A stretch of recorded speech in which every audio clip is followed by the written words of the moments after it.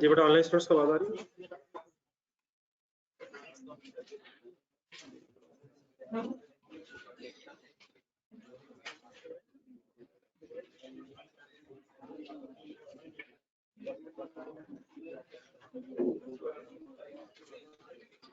जी sir ये 3 ledgers जरा रह गए, इसका प्रोसेस टू फाइनल करना था हमें। ये काइंडली जरा फिगर्स लिखवा दें जरा, प्रोसेस टू आंसर निकालें अपना ये। सर जी मैं भी बोलने आया हूँ घर से, मैंने कब कहा नहीं हुआ, मैंने क्या करवाता।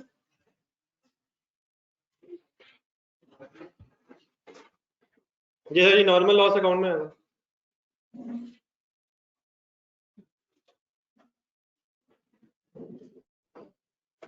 ये प्रोसेस टू जरा एक नजर देखें।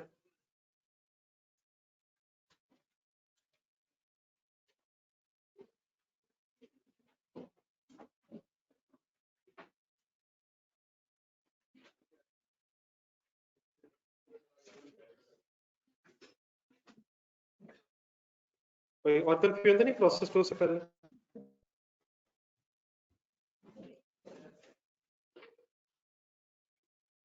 जो लास्ट क्लास में जहां तक किया तो मसला तो नहीं, एक नजर देखना तो जॉन स्टूडेंट्स।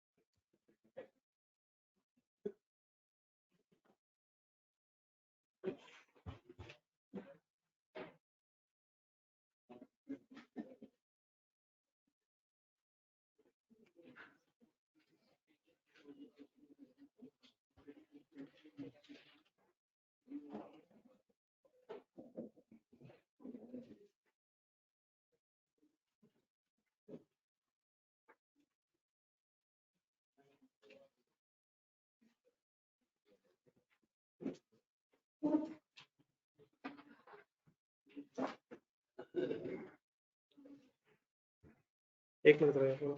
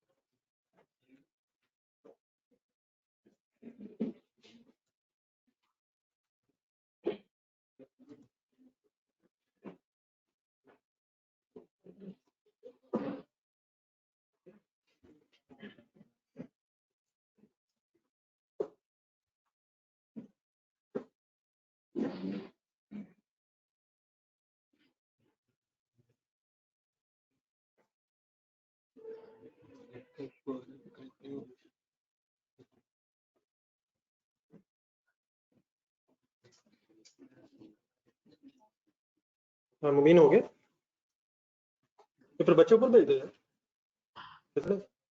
आप लोग बेटा ऊपर आ जाए, मेरे ख्याल जगह बन जाएगी। ये जो हजरात नीचे बैठे हैं ऊपर आ जाए, आ जाए आ जाए। साथ वाले को ना देखा, अगर वो नहीं उठ रहा रहने दो, वो आ जाएगा, वो आपको देख रहा है। तो बारिश का पहला खतरा कौन बनेगा?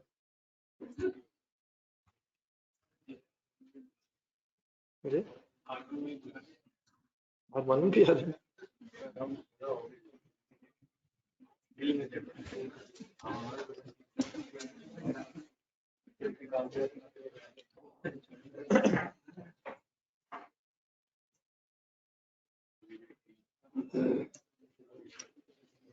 हाँ इस तरफ आ जाए पहले, थोड़ा सा जल्दी करो।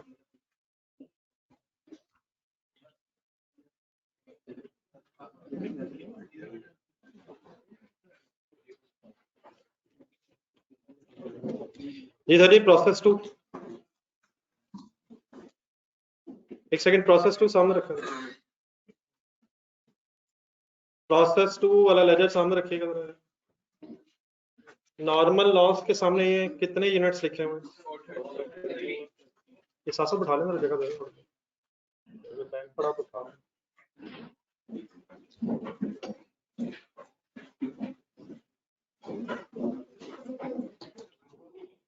अब सॉरी, नॉर्मल लॉस के सामने प्रोसेस 2 में कितने यूनिट्स लिखे हुए हैं?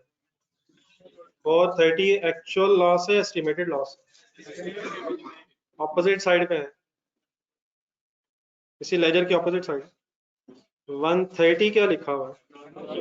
नॉर्मल गेन का मीनिंग होता है reduction in normal loss, which means what is actual loss 300।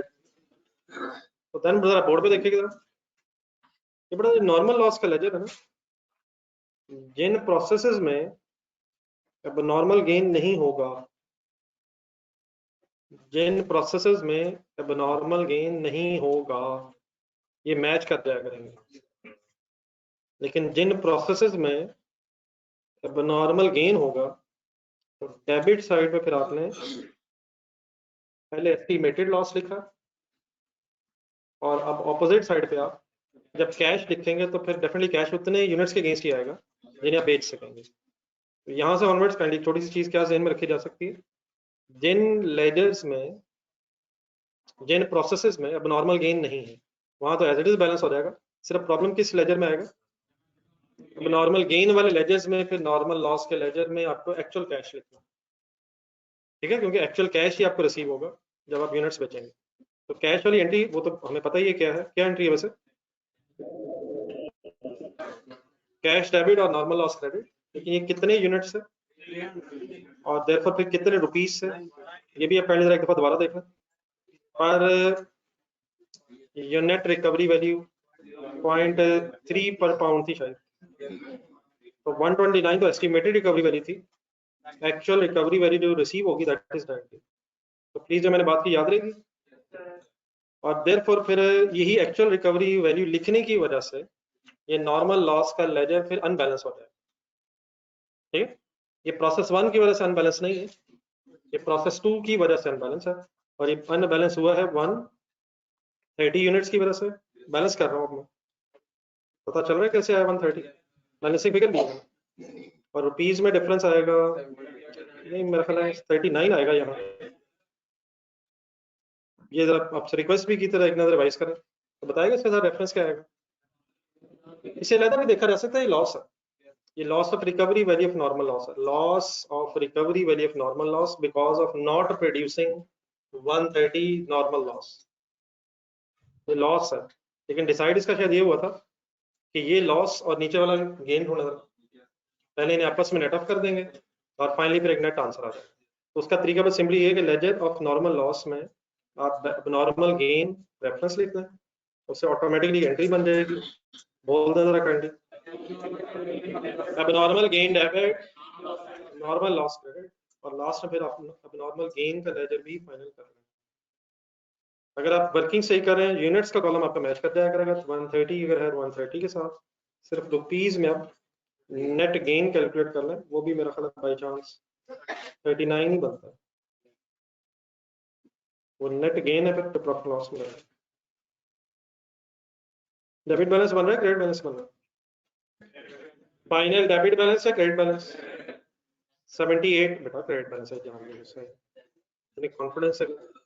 39 debit side पे लिखा तो मैंने है, डेबिट बैलेंस नहीं है, क्रेडिट साइड ज्यादा होने की वजह से है, क्रेडिट बैलेंस है। और लोग बोर्ड से देख के लिखना शुरू हो गए। हम बोर्ड से देख के भी नहीं लिख रहे हैं, हमने लिखा हुआ, हमने लिखा। ना करें सर जी, कुछ तो पढ़े यार, कब से शुरू करनी पड़ेगी? वो भी बड़ी दफा आया, बड़ी दफा गुजर गए, हम नहीं बदल सके। इंशाल्लाह इस दफा बदल, अल्हम्दुलिल्लाह बदल गए हैं। ये भी स्टेटमेंट हो तो सकती है वैसे, कहने में क्या हर्ज है?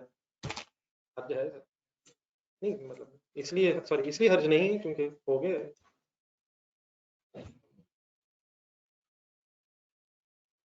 जी सर, ये रजिस्टर का नया पेज निकाला, एनी बालाजी फाइनली कंफर्म।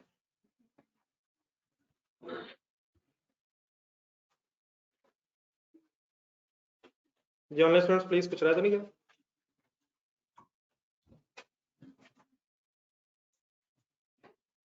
ठीक करवाना है, F1 में मसला हो गया, हो गया तो ठीक। हेडिंग लेके सर एक एस्टिमेटेड फैक्ट्री ओवरहेड्स, तो नेक्स्ट क्वेश्चन करने से पहले थोड़ी सी चीज का और पता होना चाहिए। हेडिंग लिखा है एस्टिमेटेड फैक्ट्री ओवरहेड्स।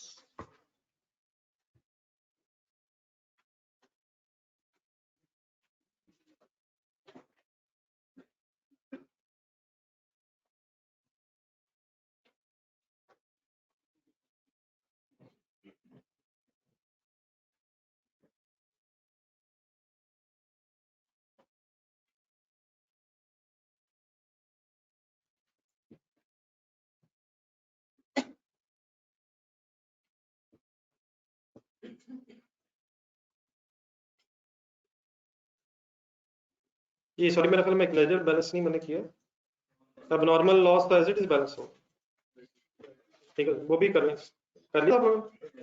उसमें 30 रुपीज नेट लॉस है, ठीक है ये ब्रेस है, नॉर्मल लॉस मतलब। अब इसे भी डेफिनेट नेट किया जा सकता है 30 और 39 को, लेकिन मेरा ख्याल जरूरत नहीं है, कर भी सकते हैं net of, finally net 9 gain रह जाएगा, लेकिन अलग रखें इसे, बस सिर्फ नॉर्मल लॉस और नॉर्मल गेन इकट्ठा करते हैं, ये अलग अलग ठीक है। नेट लॉस 30 आ जाएगा, कहाँ कहाँ निकाला मैंने, कहाँ नॉर्मल लॉस के लेजर में करा, 50 क्या था और 20 क्या था, बोल दो जरा सोच के जरा। 50 कॉस्ट है और 20 उसकी रिकवरी बची है। अब नॉर्मल लॉस को कॉस्ट होती है, नॉर्मल लॉस को कॉस्ट एलोकेट होती है, एंट्री बोलेगा प्रोसेस अकाउंट जेन में रखे, normal loss debit process account credit, recovery value की entry debit normal loss account credit, फिर वो नेट इफेक्ट लॉस का आ गया। जी सर नेक्स्ट हेडिंग लिख लिया आपने, एस्टिमेटेड फैक्ट्री इफेक्ट्स।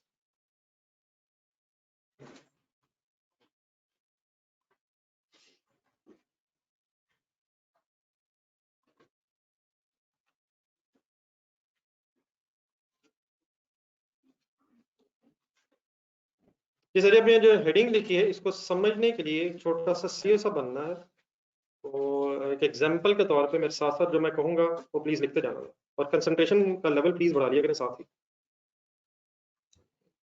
अपनी एक फैक्ट्री समझेंगे सबसे पहले, लेट्स से इनका फैक्ट्री है, प्रोडक्शन के लिए है, जिसमें आप cloth as raw material use कर रहे हैं, शर्ट्स बना रहे हैं, आसान सी एग्जांपल रखते हैं।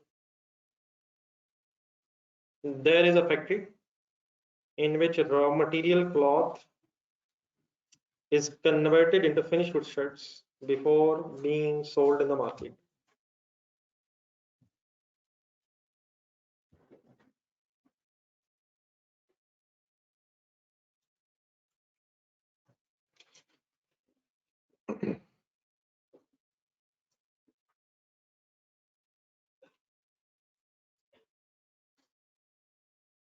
ये कटे नेक्स्ट लाइन लिखे on 1st January 2021 ब्रैकेट में लिखें start of accounting year, start of accounting period,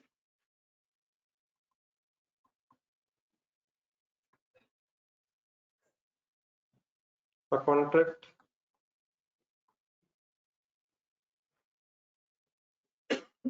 या कॉन्ट्रैक्ट जगह लिखें an order to manufacture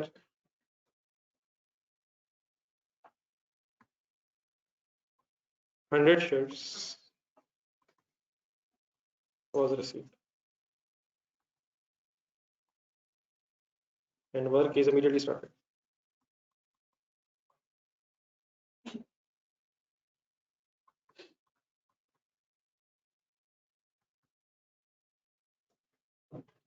Suppose 1 जनवरी 2021 जिस दिन हमारा अकाउंटिंग स्टार्ट हुआ,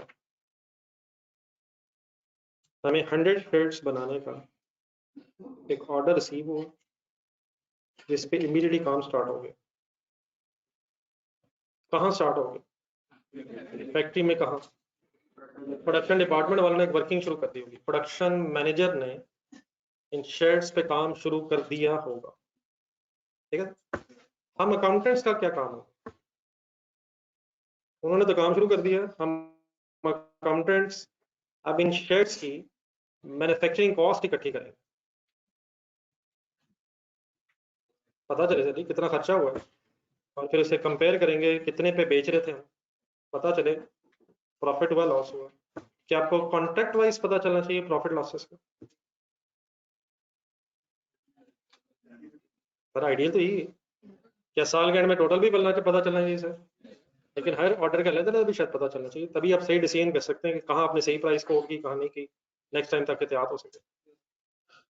इंडिविजुअल प्रॉफिटेबिलिटी कराए तो ज्यादा बेहतर है। हम क्या करेंगे? हम कौन? अकाउंटेंट्स। हम एक वर्क इन प्रोसेस के नाम से लेजर को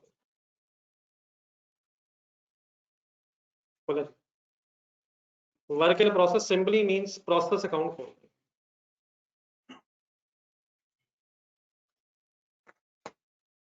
क्या मकसद है इस लेजर का, ये समझने के लिए जरा इसकी डेबिट क्रेडिट साइड जहन में लाना। क्या इस लेजर में ब्रॉड डाउन हो सकता है? लेकिन मैंने जो डेट लिखी है उस केस में शायद ब्रॉड डाउन नहीं होगा। उसकी क्या वजह? तो start of the year brought down होगा ना यार। मैंने बिजनेस भी का स्टार्टिंग हो, अकाउंटिंग पीरियड का स्टार्ट है, बिजनेस स्टार्टिंग नहीं भी है तो ब्रॉड डाउन तब होगा जब कैरी डाउन होगा।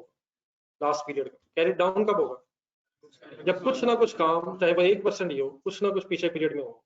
तो मेरी इस एग्जांपल में ब्रॉड डाउन अभी शायद नहीं होगा क्योंकि अकाउंटिंग ईयर का स्टार्ट है। अगर पहला साल है तो डेफिनेटली नहीं होगा, लेकिन अगर ईयर के स्टार्ट में भी ऑर्डर मिला इवन देन ब्रॉड डाउन नहीं होगा। ब्रॉड डाउन कब होता है? जब लास्ट पीरियड में कैरी डाउन। थोड़ा सा आगे बढ़ा, कुछ और भी होता है इसमें सर? कुछ और भी होता है सर? अब मटेरियल आएगा, लेबर आएगी, ओवरहेड्स आएंगे, मैन्युफैक्चरिंग कॉस्ट आएगी, फिर अगर ये ऑर्डर कंप्लीट हो गया है तो क्लोजिंग वर्क इन प्रोसेस की जगह फिनिश गुड स्टोर रूम में शायद शर्ट चले जाएंगे, अगर ये एक ही प्रोसेस है तो। किस एंट्री की बात कर रहा हूँ? Finish good debit, work in process account credit, इसकी कोई बात कर रहा हूँ। तो अब हो ये रहा होगा कि एक्चुअली तो प्रोडक्शन डिपार्टमेंट में हो रही होगी, हम अकाउंटेंट्स पे ये रिकॉर्ड रख रहे होंगे कि प्रोडक्शन मैनेजर ने कितना मटेरियल मंगवाया, जिन लोगों ने काम किया उनकी सैलरी कितनी है, और फिर इस ऑर्डर से रिलेटेड फैक्ट्री ओवरहेड्स भी अगर पता होंगे तभी हम टोटल मैन्युफैक्चरिंग कॉस्ट और therefore cost of goods manufacture तक पहुंच सकते हैं। ठीक है, अब जरा एक एक करके लिखना शुरू करते हैं। लेट्स अज्यूम प्रोडक्शन वालों ने मटेरियल मींस क्लॉथ मंगवाया, फिगर मैं जरा आसान आसान ही रख रहा हूँ। शर्ट्स वैसे बनानी कितनी थी? 100 शर्ट्स। लेट्स अज्यूम पर शर्ट 200 रुपीज का क्लॉथ लगा। बिगेस्ट पॉइंट करते हैं 100 इन 200 20,000 की एंट्री बोल दो। Process account debit, material account credit, ये कंज्यूम होगा इस ऑर्डर पे। देन फिर सेकेंडली हम ये भी हिसाब रखेंगे कि अब इन शर्ट्स को बनाने में कौन से लोग इन्वॉल्व हैं प्रोडक्शन डिपार्टमेंट में, और देयर उनकी सैलरी कितनी है। ठीक है, तो उसकी एंट्री क्या होती है? Work in process debit factory payroll credit. सिर्फ इस ऑर्डर पे जो पेरोल कॉस्ट हम ले रहे हैं सिर्फ किन एम्प्लॉयज की होनी चाहिए, कौन से डायरेक्ट जो इस ऑर्डर से रिलेटेड होंगे, फिर जो दूसरे ऑर्डर से रिलेटेड होंगे उनकी वहां तीसरा चौथा एंड सो ऑन। तो लेट्स अज्यूम इस काम के लिए जो एम्प्लॉयज इस्तेमाल हुए, जो एम्प्लॉयज यूज हुए, जिन एम्प्लॉयज ने काम किया, उन्होंने सपोज 150 आवर्स काम किया। Let me complete. अब ये परमानेंट एम्प्लॉयज भी हो सकते हैं, शेयर्स की बेस पे भी इनकी सैलरी हो सकती है। मैं जरा आवर्स में अज्यूम कर रहा हूँ। इस ऑर्डर के लिए लेट्स अज्यूम एम्प्लॉयज ने जो काम किया, जिन जिन एम्प्लॉयज ने भी काम किया, तो टोटल उनका 150 आवर्स काम हुआ।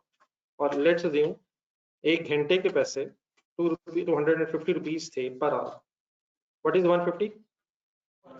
150 आवर्स सपोज काम हुआ और एक घंटे के पैसे सपोज 250 रुपीज के हिसाब से आप दे रहे हैं। कैलकुलेट कीजिएगा। अब 37500 को जहन में रख के एक और एंट्री बोल दें, work in process debit and factory payroll लिखें।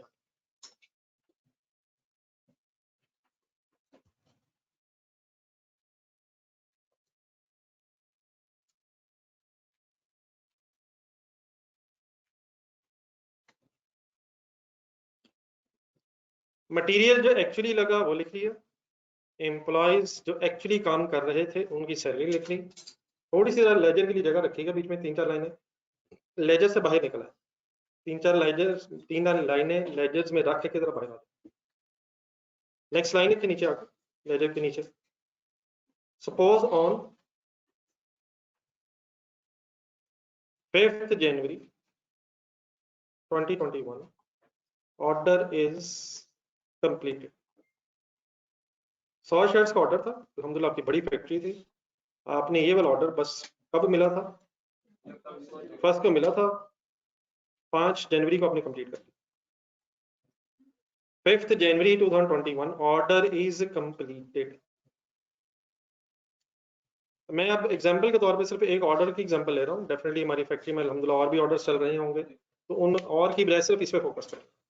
5 जनवरी को अगर ये ऑर्डर कंप्लीट हो गया तो ऊपर लेजर वापस देखें, दोबारा देखें, हमने मटेरियल लिख लिया इसमें, इस ऑर्डर से रिलेटेड ओवरहेड सॉरी लेबर लिखनी है हमने। अब डेफिनेटली इसमें एक और चीज क्या आनी है, अभी फैक्ट्री ओवरहेड्स लिखेंगे तो फिर हमें टोटल मैन्युफैक्चरिंग कॉस्ट पता चलेगी। और क्योंकि 5 जनवरी का ऑर्डर कंप्लीट हो गया है तो इसी अकाउंटिंग ईयर में स्टार्ट होकर कंप्लीट होने की वजह से ये क्लोजिंग वर्क इन प्रोसेस इसका जीरो होगा। तो मटेरियल लेबर ओवरहेड जो भी फिगर बनेगी वही figure opening closing work in process ना होने की वजह से कॉस्ट ऑफ गुड्स मैन्युफैक्चर्ड बन जाएगी। लेकिन अगर मेरे cost of goods manufactured of these 100 shares चाहिए तो मुझे अब फैक्ट्री ओवरहेड्स की फिगर इंक्लूड करनी है। किस किस में? मटेरियल लेबर में मेरे फैक्ट्री ओवरहेड्स प्लस करने हैं ताकि टोटल मैन्युफैक्चरिंग कॉस्ट आए। यहाँ तक मेरी बात समझ आ रही है? अब देखिए मेरे ऑर्डर कंप्लीट हो गया 5th जनवरी, तो इसी ऑर्डर से रिलेटेड फैक्ट्री ओवरहेड्स हमें ऐड करने हैं। अब फैक्ट्री ओवरहेड्स की चंद एग्जांपल्स काइंडली यहाँ जरा अगर रिवाइज कर ली जाए जहन में। यूटिलिटी बिल्स पे एक सेकंड रुके, इलेक्ट्रिसिटी बिल, इलेक्ट्रिसिटी बिल जो है वो फैक्ट्री का आएगा, ऑर्डर्स का नहीं आएगा। और नंबर 2 वो बिल मंथ एंड पे आएगा, मंथली आएगा। तो क्या वो सारा बिल इसी ऑर्डर से रिलेटेड है? और वैसे भी वो 5 जनवरी को नहीं पता होगा, मंथ एंड्स पे पता चलेगा। नंबर 2 रेंट हो सकता है, रेंट किसका होगा? फैक्ट्री का होगा, वो भी नॉर्मली मंथली एनुअली जो भी होगा। कुछ और हो जाए जरा, और लुब्रिकेंट्स, इंडायरेक्ट मटेरियल, मशीनरी के होंगे, मशीनों पे लगे होंगे। अभी जरूरी नहीं कि एक ही मशीन पे ये सारा ऑर्डर बनाओ, मुख्तलिफ मशीनों पे कितने लुब्रिकेंट्स लगे, वो भी ऑर्डर स्पेसिफिक नहीं होंगे, डेफिनेटली मशीन स्पेसिफिक हमें पता तो चल सकता है, खर्चे हमें पता तो चल जाएंगे। प्रॉब्लम 2 है, नंबर 1 ऑर्डर्स रिलेटेड खर्चे नहीं होंगे, फैक्ट्री रिलेटेड होंगे, ओवरऑल फैक्ट्री के एंगल से होंगे। और नंबर 2 ये इस वक्त नहीं पता चलेंगे जिस वक्त ये ऑर्डर्स कंप्लीट हो रहे हैं, ऑर्डर्स कंप्लीट होते जा रहे हैं, ये पीरियड एंड्स पे पता चलेंगे। अगर हम डेप्रिसिएशन की बात कर रहे हैं तो वो भी एनुअल नॉर्मली लेकिन एनुअल पता चलेगी तो मंथली, लेकिन वो भी मशीन स्पेसिफिक होगी। अब मशीन मीन्स डजंट मीन्स इस ऑर्डर की मशीनों के एंगल से होगी। फिर अगर फैक्ट्री बिल्डिंग की तो पूरी बिल्डिंग की होगी। इंश्योरेंस अगर ले लें हम, वो भी एसेट्स के होंगे, एसेट्स की इंश्योरेंस का खर्चा। तो ऑर्डर स्पेसिफिक जो ओवरहेड्स है वो नंबर 1 5 जनवरी को पता नहीं होंगे, और नंबर 2 अगर पता भी होंगे, पता चलेंगे भी पीरियड एंड्स पे, तो फैक्ट्री के एंगल से पता चलेगा। हमें इस वक्त क्या चाहिए, मैन्युफैक्चरिंग कॉस्ट कंप्लीट करने के लिए फैक्ट्री ओवरहेड्स चाहिए रिलेटेड टू दिस ऑर्डर। और फिर जैसे जैसे ऑर्डर्स कंप्लीट होते जा रहे होंगे, हमें हर ऑर्डर के एंगल से मैन्युफैक्चरिंग कॉस्ट का सम पता चलना चाहिए to get the cost of goods manufactured. अगर हमने ऑर्डर वाइज वर्किंग करनी है, जो यकीनन की जाती है, ताकि आपको ऑर्डर वाइज प्रॉफिटेबिलिटी का पता चले। यहाँ तक मेरी बात समझ आ रही है? तो अब अगर हम चाहते हैं कि इसी डेट पे फैक्ट्री ओवरहेड्स भी पता चले, तो एक्चुअल अभी हमें नहीं पता होंगे, तो देन फिर किया ये जाता है कि रादर देन एक्चुअल, फिलहाल आप क्या करेंगे, एक एस्टिमेटेड रेट की बेस पे ओवरहेड्स को इस ऑर्डर में और बाकी ऑर्डर्स में चार्ज करते रहेंगे। अब ये एस्टिमेटेड की क्या जरूरत पड़ गई है, एक्चुअल है नहीं, और हम चाहते हैं कॉस्ट एक्यूमुलेट हो जाए। लेकिन अभी एस्टिमेटेड का हरगिज ये मतलब नहीं है कि जो दिल किया जो जहन में आया। तो हम अकाउंटेंट्स क्या करेंगे, एक estimated rate of factory overheads फिर कैलकुलेट करते हैं, ताकि जिन स्पेसिफिक डेट्स पे ऑर्डर्स कंप्लीट हो रहे हैं उन ऑर्डर्स के ओवरहेड्स भी पता चल जाए कुछ रीजनेबल, और उसकी बेस पे कॉस्ट ऑफ गुड्स मैन्युफैक्चर्ड आ जाए। और डेफिनेटली फिर जब पीरियड एंड हो जाएगा, तो क्या हो सकता है कि एस्टिमेटेड ओवरहेड्स जो हमने चार्ज किए हैं और एक्चुअल ओवरहेड्स जो एक्चुअली बने हैं पीरियड एंड्स पे, उनमें डिफरेंस आ जाए। तो फिर एंड में डेफिनेटली एडजस्टमेंट भी होगी, और एडजस्टमेंट करने से ये भी पता चल सकता है कि हमने ज्यादा चार्ज कर दिए थे या कम चार्ज कर दिए थे।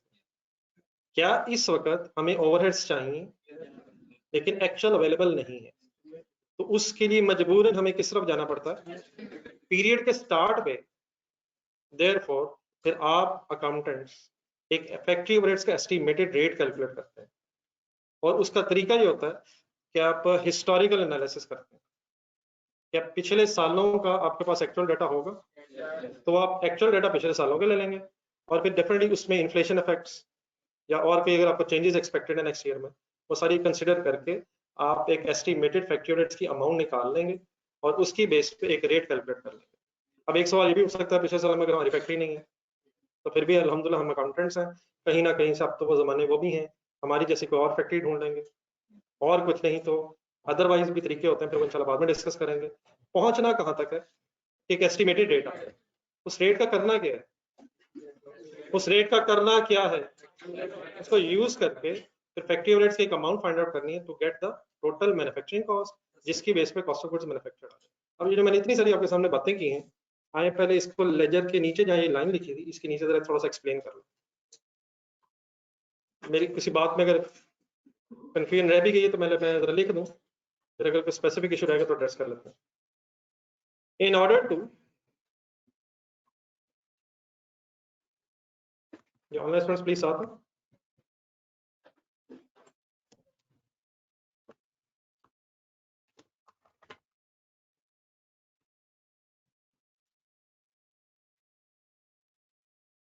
जी सॉरी लिखिए। In order to calculate factory overheads related to each order at the time of their completion, at the time of its completion,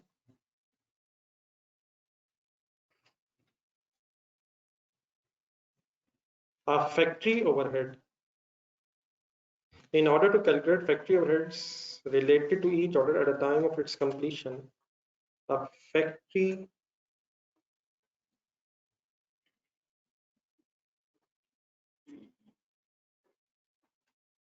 एक कॉमा लगाइएगा कंप्लीशन का, a factory overhead absorption rate, relax रह के जरा कुछ extra words आएंगे नहीं, उनको लिख लीजिएगा। A factory overhead absorption rate is calculated at the beginning of the period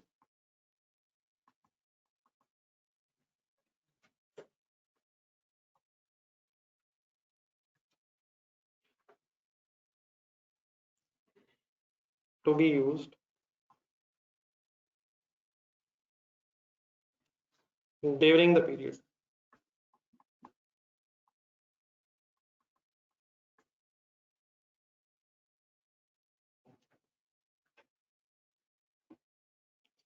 in order to calculate factory overheads related to each order at the time of its completion. A factory overhead absorption rate is calculated at the beginning of the period to be used during the period. Absorption का meaning क्या होता है? Sort of हमने अब करना क्या है, manufacturing cost में अब्सॉर्ब फैक्ट्री ओवरहेड्स को भी जज्ब करना, प्लस करना, इकट्ठा करना, ज्यादा तो नहीं फंसेंगे। अब्सॉर्ब करना है किसको, किसमें? फैक्ट्री ओवरहेड्स का मैन्युफैक्चरिंग कॉस्ट में। तो क्या चीज किस लिए किस वक्त कैलकुलेट हो रही है? तीन सवाल उठे सर, क्या चीज किस लिए किस वक्त कैलकुलेट हो रही है? Factory overhead absorption rate factory overheads को एलोकेट करने के लिए पीरियड के स्टार्ट पे कैलकुलेट होगा। तो अब नेक्स्ट हेडिंग लिखते हैं, factory overhead absorption rate calculate कैसे होता है?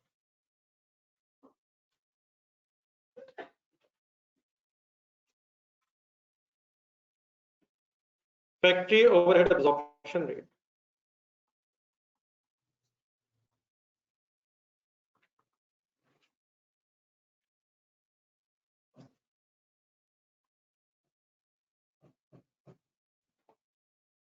कैलकुलेट करने के लिए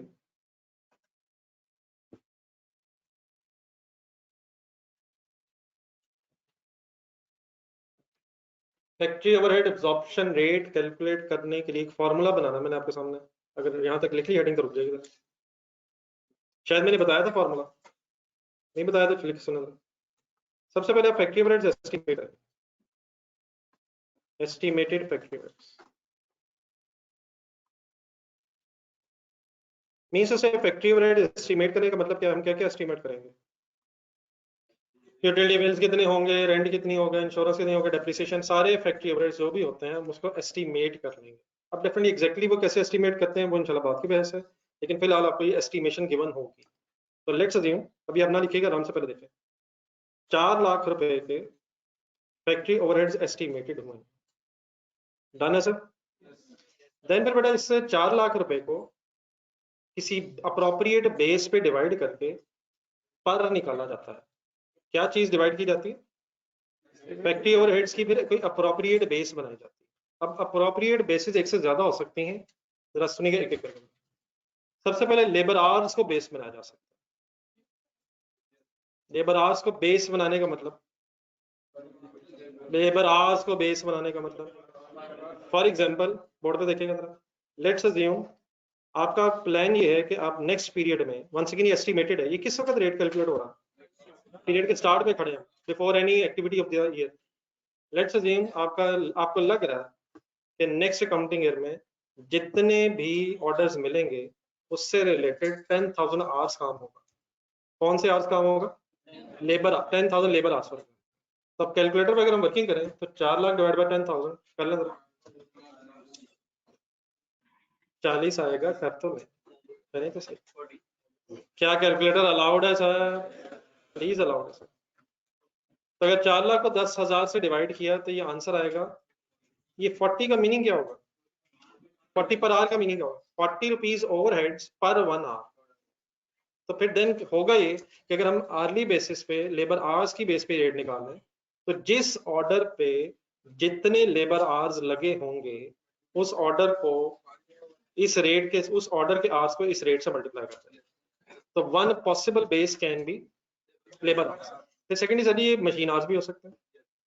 अब फॉर एग्जांपल यही 10 अगर मशीन आवर्स है तो अब वो 40 कैसे बोला जाएगा? 40 पर मशीन आवर। उस केस में फिर ये 40 पर मशीन आवर किससे मल्टीप्लाई होगा, जितनी मशीन आवर्स ऑर्डर पे लगे होंगे उस हिसाब से मल्टीप्लाई 40 करके हमारे पास ओवरहेड्स की एस्टिमेटेड अमाउंट आ जाएगी। तो बेस कैन भी मशीन आवर्स, लेबर आवर्स, और भी बेसिस होती हैं, फिलहाल दो काफी हैं। करना ये है, दोबारा बोर्ड पे देखें कि एस्टिमेटेड फैक्ट्री ओवरहेड्स लेंगे आप और divided by estimated base according to the example. Let's assume, I am assuming कि estimated labour hours means direct labour hours आपने बेस बनाएंगे। क्या ये हमेशा लेबर आवर्स ही बेस होगी? It can be different. फिलहाल अगर लेबर आवर्स है और लेट्स से 10,000 लेबर आवर्स है तो मेरा आंसर आ गया 40 रुपीज 40 ओवरहेड्स पर डायरेक्ट लेबर आवर। यहां तक लिखें।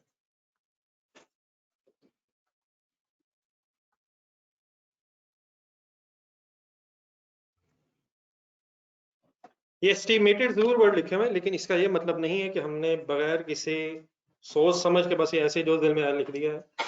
हमने केयरफुल प्लानिंग की होगी, उसकी बेस पे हमारा बेस्ट एस्टिमेट होगा। लेकिन at the end of the day जो भी चीज आप एस्टिमेट करेंगे वो जितनी मर्जी केयर कर लें, कुछ ना कुछ इसमें वेरिएशन पॉसिबल हो सकती है।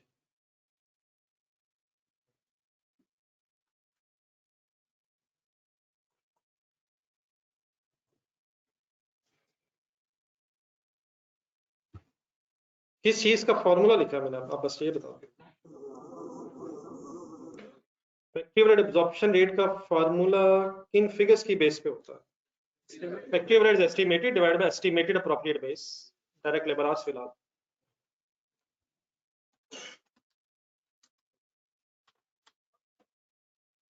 जी यूनिट्स अगर एस्टिमेट कर लेंगे तो पर यूनिट हो सकता है। अगर आप ये कैलकुलेट कर लें या एस्टिमेट आप करना चाहते हैं कितने यूनिट्स बनेंगे नेक्स्ट पीरियड में, तो divide by estimated units, estimated output units, और जो फैक्ट्री ओवरहेड्स का रेट है वो पर यूनिट भी कैलकुलेट हो सकता है, तो पर लेबर आवर, पर मशीन आवर, पर यूनिट। अच्छा से इंशाल्लाह बातें और खुलेंगी। ये नोटिस सर, हम इधर इस 40 को ध्यान में रख के ऊपर वापस लेजर की तरफ।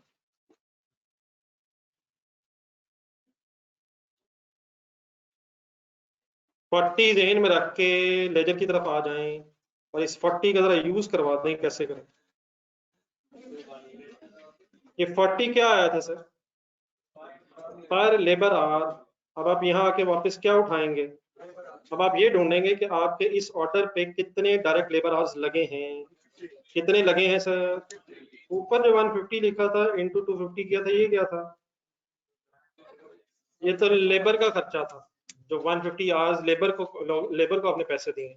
अब हम क्या करने लगे, क्योंकि हमारा रेट लेबर आवर्स की बेस पे ही है, तो देन आप क्या करेंगे, पर ब्रैकेट खोलें जरा फैक्ट्री रेट्स के नीचे, जगह रख ली थी ना मैंने, प्लीज कहा था आपसे। क्या करेंगे सर?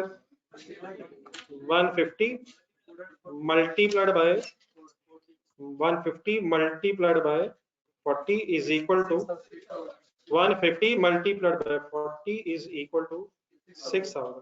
6000 की सोच के एक एंट्री बताओ।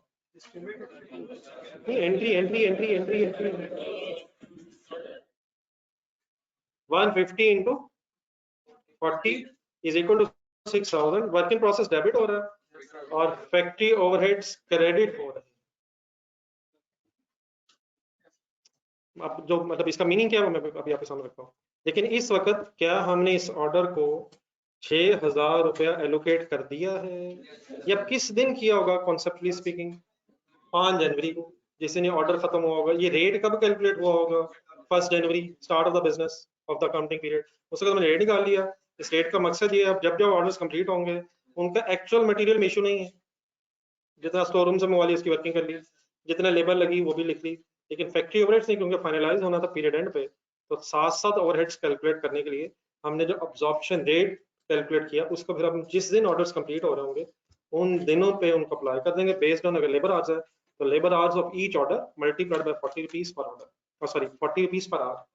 तो 6000 finally work in process debit and factory overheads credit. ये एंट्री लिख जगह वाली साइड पे, work in process debit, factory overheads credit.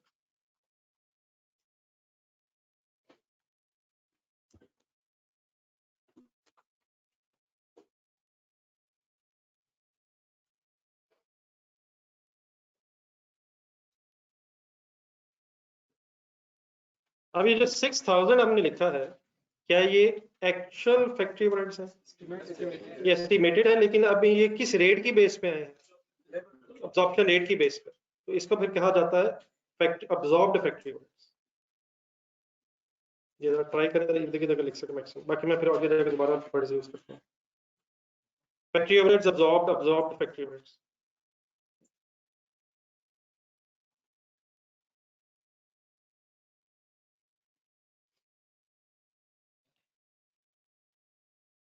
Absorb factory overheads का मतलब है इस ऑर्डर में अब 6000 के ओवरहेड्स एलोकेट होंगे।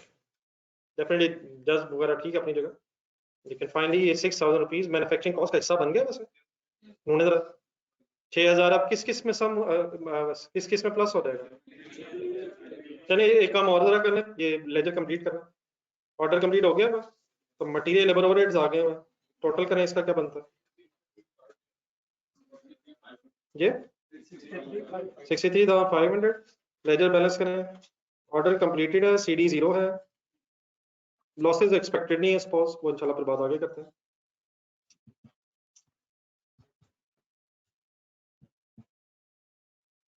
ये 63500 की एंट्री बोला,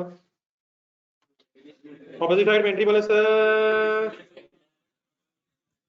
इस अमाउंट का नाम बोले, नाम नाम नाम, और एंट्री बोले finish goods debit and process account credit, work in process मैंने आज लिखा, एंट्री लिखा था finish goods debit, work in process credit 63,000।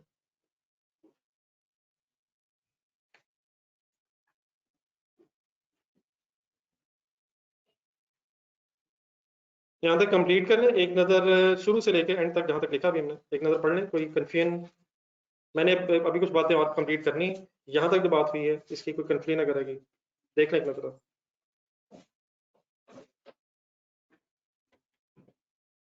Story sort of ज़हन में रख के जरा पढ़िएगा, क्या था, क्या हुआ, फिर क्या करना पड़ा।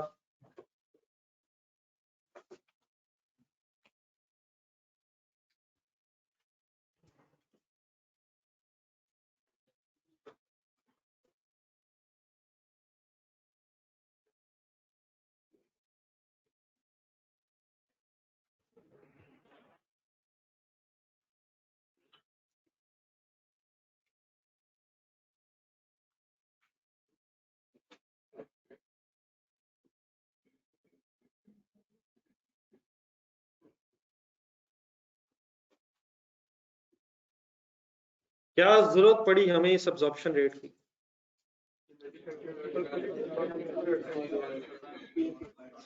क्या मसला था जो रिजॉल्व करना पड़ा?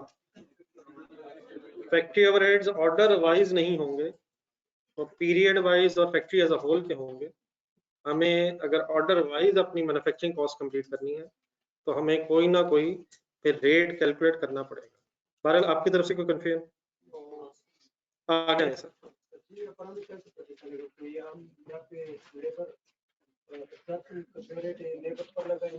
नहीं नहीं, ये तो रियल लाइफ में तो जो करेंगे हम करेंगे, एग्जामिनर हमें बताएगा कि बेस क्या है, और अगर नहीं बताएगा तो आम हालात में लेबर आवर्स का बेस बनाया जाता है। तो फैक्ट्रीज में एक्जेक्टली पता चलेगा ना कि ओवरहेड जो है वो किसके साथ अगर लिंक किया जाए तो बेहतर। तो प्रैक्टिकली तो सब कुछ पॉसिबल है। हम जो इस वक्त कर रहे होंगे एग्जाम सिनेरियो में, हमें कोई ना कोई एग्जामिनर इन्फॉर्मेशन देगा, अकॉर्डिंगली करेंगे। मैंने इस वक्त वर्किंग करते हुए अज्यूम किया है कि लेबर आवर्स को बेस बना लेते हैं, but it can be different. जी डेफिनेटली, ये जो 4 लाख है ये कितने अरसे का होगा?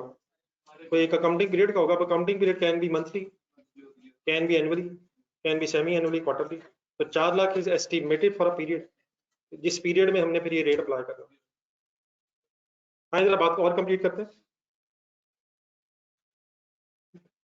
बैलेंसिंग फिगर 4,01,000 है। और बेटा रिजवान क्या कर रहे हो यार? कैलकुलेटर उठाइएगा सर, अपने कैलकुलेटर्स का जरा मेरी तरफ से हल्का सा लगाएं पहले। रिजवान साहब 20,000 लिखें, 37,500 प्लस करें, और फिर एक दफा प्लस का बटन ढूंढ के 6,000 लिखें, और इज इक्वल टू, मेरा भाई प्लीज बता दें ना कोई यार, everything is a science, arts की क्लास है यार। नीचे आके सर जहाँ पे आप आए हैं एक फैक्ट्री ओवरहेड्स का लेजर खोलना। कौन सा लेजर?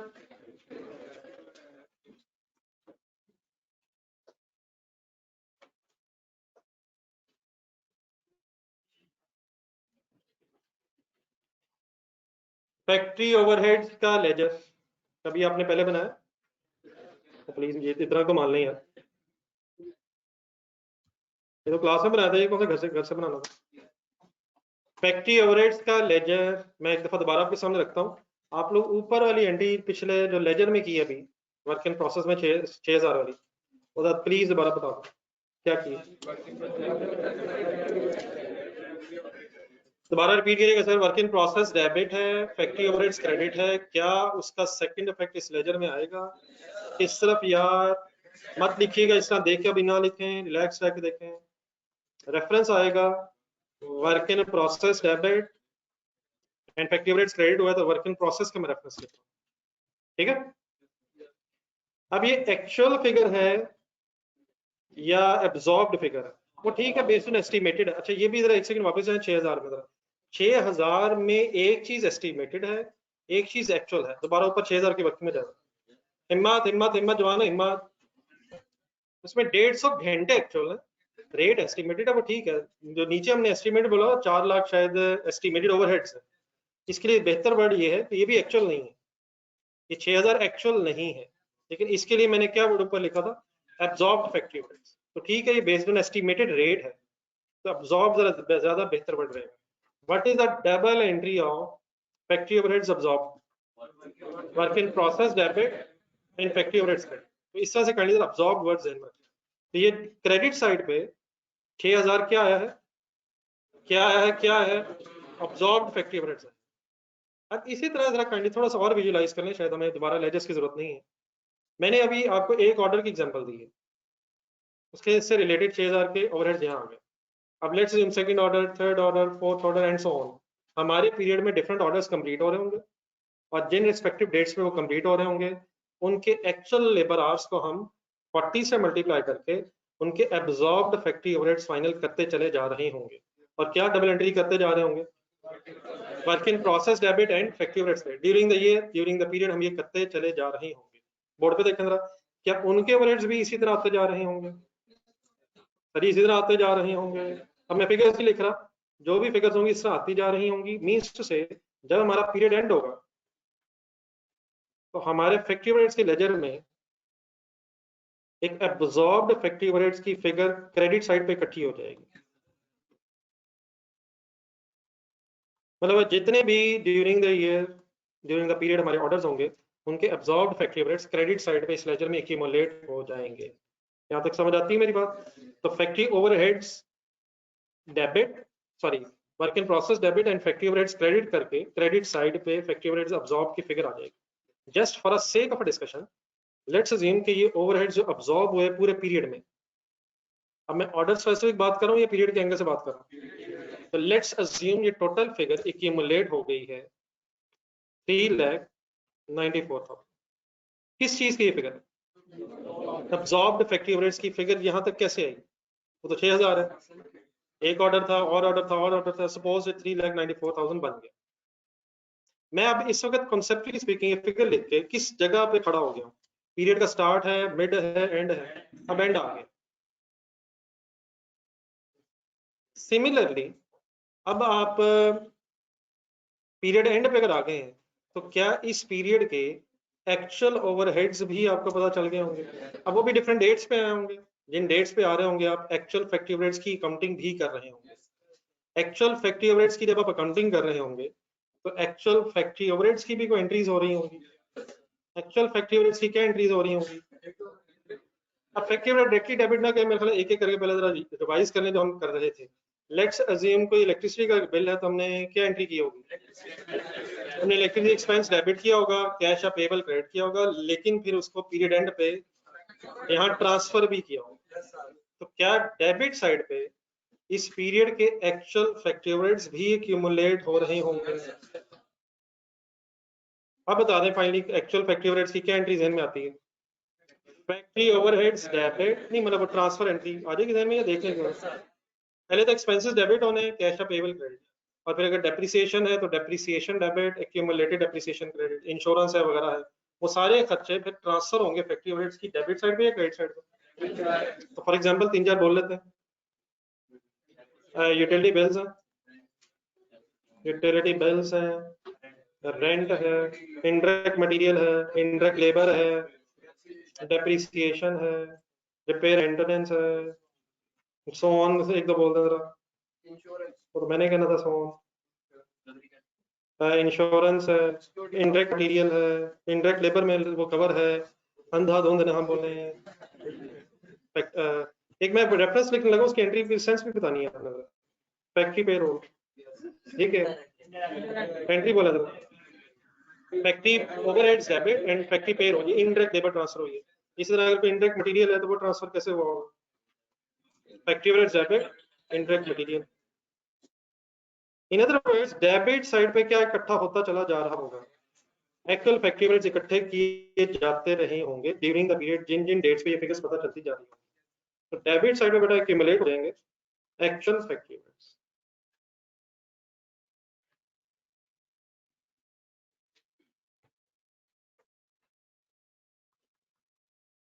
एक दफा दोबारा kindly please actual factory overheads की एंट्री फाइनल कर लें। Factory overheads debit and factory expenses मेरा ख्याल लिखा था, जरा ढूंढिए की तरह लिस्ट बनी थी 10-12 एंट्री इसकी, कुछ अर्सा पहले, कुछ दिन पहले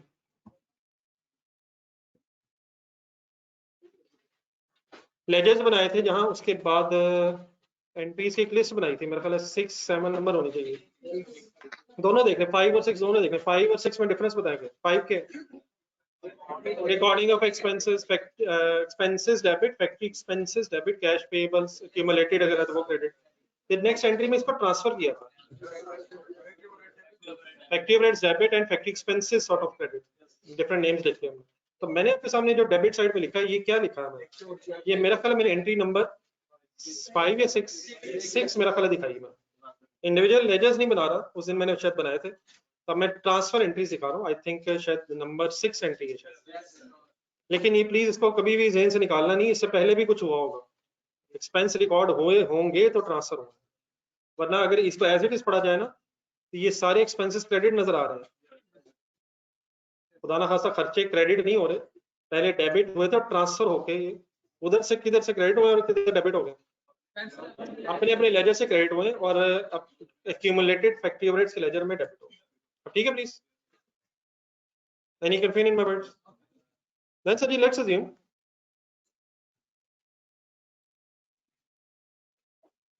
394,000 का नाम क्या है जी, राइट साइड देख के तरफ, एब्जॉर्ब्ड फैक्ट्री ओवरहेड्स। अब इसी तरह एक्चुअल फैक्ट्री ओवरहेड्स की भी अपनी अपनी अमाउंट्स होंगी, अज्यूमिंग सर, बाकी एक्चुअल फिगर्स पे भी आते हैं। अब क्या एक्चुअल फैक्ट्री ओवरहेड्स भी 3,94,000 हो सकते हैं? अल्लाह करे। ये क्या लिखा दोबारा मैंने, 3,94,000 एक्चुअल का सम लिखा है, जो भी एक्चुअल अमाउंट है, अगर तो ये हो जाए तो बताएं फिर क्या करें, अल्हम्दुलिल्लाह कहें, कहानी खत्म हो गई। 394 what is the meaning of this 394? जो खर्चा हुआ है उतना ही चार्ज भी हो गया। ये मैंने चार्ज किसको बोला है, अब्जॉर्ब को बोला या एक्चुअल को बोला? दोबारा वर्किंग प्रोसेस के लेते में प्लीज जाएं, प्लीज जाएं, प्लीज जाएं। क्या 6,000 हमारी मैन्युफैक्चरिंग कॉस्ट में चार्ज हो गया है? तो 394,000 चार्ज हुआ था और 394,000 सपोज एक्चुअल हो गया है, हमें किसी और एडजस्टमेंट की जरूरत नहीं है। लेकिन अल्हम्दुलिल्लाह अकाउंटेंट की जिंदगी इतनी आसान नहीं है, वो जो अब्जॉर्ब था वो तो एक एस्टिमेटेड रेट की बेस पे था, तो देयर इज अ पॉसिबिलिटी कि एक्चुअल ज्यादा हो जाए, किससे किससे किससे वजह, अब्जॉर्ब से, और वाइस वर्सा क्या हो सकता है, एक्चुअल अब्जॉर्ब से कम भी हो सकता है। तो डेफिनेटली दोनों पॉसिबिलिटीज हो सकती हैं, क्या और क्या हो सकता है, सेम भी हो सकता है अल्लाह करे, लेकिन ज्यादा भी और कम भी, क्या ज्यादा भी और कम भी, एक्चुअल ज्यादा भी हो सकता है एब्जॉर्ब से और एक्चुअल कम भी हो सकता है। तो लेट्स टेक अ सिचुएशन फिलहाल कि एक्चुअल फैक्ट्री ओवरहेड्स 4,10,000 हो गए। ये आपके सामने इसमें 3 अमाउंट्स आएंगे और इन तीनों अमाउंट्स को गलत तरफ नहीं लेके जाना। तो ऊपर रेट में जाए जरा, रेट जहां वर्कआउट हुआ वहां मैंने 4 लाख लिखा है। वो क्या था? वो पीरियड के स्टार्ट में हमारा एक अंदाजा था, उस अंदाजे के बेस पे एक रेट आया है। उस रेट को ड्यूरिंग द पीरियड इस्तेमाल करने से क्रेडिट साइड देख के बताएं 4 लाख पूरा क्यों नहीं आया? 4 लाख पूरा क्यों नहीं आया? ये एस्टिमेटेड नहीं है। वो जो 40 रेट था ऊपर दोबारा जाना, कंसिडरेशन रखनी है। ये 6000 बना कैसे था? नहीं, 40 मल्टीप्लाई हुआ था। 40 तो एस्टिमेटेड है, ठीक है। ये मल्टीप्लाई हुआ था एक्चुअल आवर्स से। 150 क्या था? अब नीचे दोबारा देखें, जो रेट 40 जहां है वहां बेस में भी कुछ आवर्स एस्टिमेटेड थे। तो क्या ये भी हो सकता है कि जो आवर्स आपका ख्याल हो के काम होगा उसमें भी वेरिएशन आ जाए? तो उसमें वेरिएशन आने की वजह से absorbed is not equal to estimated. क्या ये पॉसिबल है कि हो जाए? ये हो भी सकता था, लेकिन क्या किसके बराबर अगर हो जाता? रेट देख के ना ना, आराम आराम आराम से। 40 कैलकुलेट हुआ है बेस्ड ऑन 10,000 लेबर आवर्स। अगर ड्यूरिंग द ईयर वाकई 10,000 आवर्स के ऑर्डर्स पे काम होता, 10,000 आवर्स ऑर्डर्स पे काम होता, तो क्या actual 10,000 hours multiply by 40 4 lakh हो भी सकता था? लेकिन इनके इसीलिए मैंने अलग-अलग 3 नाम लिखे हैं। वो 4 लाख क्या है? Estimated at the beginning of the period based on estimated labour hours. फिर ये जो रेट था ये एक्चुअल आवर्स से मल्टीप्लाई हुआ, और एक्चुअल आवर्स से मल्टीप्लाई होने की वजह से फिर जो अमाउंट्स है उसका हमने नाम इसलिए अलग रख दिया क्योंकि यहाँ पे एक्चुअल आवर्स है। उसका नाम क्या रखा? एब्जॉर्ब। और एब्जॉर्ब की अमाउंट सपोज कितनी आई? 394,000 एब्जॉर्ब, नहीं मतलब टोटल 6,000 इंडिविजुअल ऑर्डर की और एक्यूमुलेट होकर 394,000 बन गई। अब यहाँ जरा थोड़े से काउंटेंट बने, जरा ये एब्जॉर्ब एस्टिमेटेड से कम की वजह क्या होगी? ना ना ना, रिलैक्स रिलैक्स है। ये 40 रुपीज पर आवर मल्टीप्लाई हो किससे रहे? लेबर आवर्स से। क्या एक्चुअल लेबर आवर्स कम लगे होंगे या ज्यादा लगे होंगे? कम लगे होंगे या ज्यादा लगे होंगे? कैलकुलेटर पकड़िएगा, जरा कैलकुलेटर उठाइएगा। आप गलत फिगर देख रहे हैं प्लीज। अगर एग्जैक्टली उतने ही लेबर आवर्स काम हो जाता जितने आवर्स का ख्याल था, तो उसकी क्वांटिटी ऑफ आवर्स पता है आपको? क्वांटिटी ऑफ आवर्स हमारा ख्याल क्या था, कितने आवर्स काम होगा? नहीं बेटा, मैं आपके ख्याल क्या था, कितने आवर्स टोटल काम होगा? तो 150 के ऊपर जो 150 हो गया, वो तो एक ऑर्डर पे 150 घंटे लगे हैं। हमारा प्लान क्या था, ये हमारा अंदाजा क्या था कि कितने आवर्स यूज होंगे? 10,000। अगर 10,000 को 40 से मल्टीप्लाई करें तो क्या आंसर आना था? ये क्या उतना ही एब्जॉर्ब हो जाना था जितना हमारा एस्टीमेट था? लेकिन ये कम एब्जॉर्ब हुआ है, ज्यादा एब्जॉर्ब हुआ है? कितना एब्जॉर्ब हुआ है? तो 394,000 कितने आवर्स का ये खर्चा होगा एब्जॉर्ब? इसकी वर्किंग हो सकती है भाई? ये 394,000 अगर ओवरऑल देखें तो कैलकुलेट कैसे हुआ? ओवरऑल कैसे कैलकुलेट हुआ होगा? Actual hours multiply by 40, actual hours multiply by 40 होके ये ग्रेजुअली 3,94,000 बना है। तो इसको फाइंड आउट किया जा सकता है कितने आवर्स काम हुआ है? 394,000 लिखे, डिवाइडेड बाय 40 करें तो 30, कितने आवर्स काम हुआ है और कितने आवर्स का प्लान था? तो इसमें भी वेरिएशन होने की वजह से एस्टिमेटेड एब्जॉर्ब से डिफरेंट हो सकता है।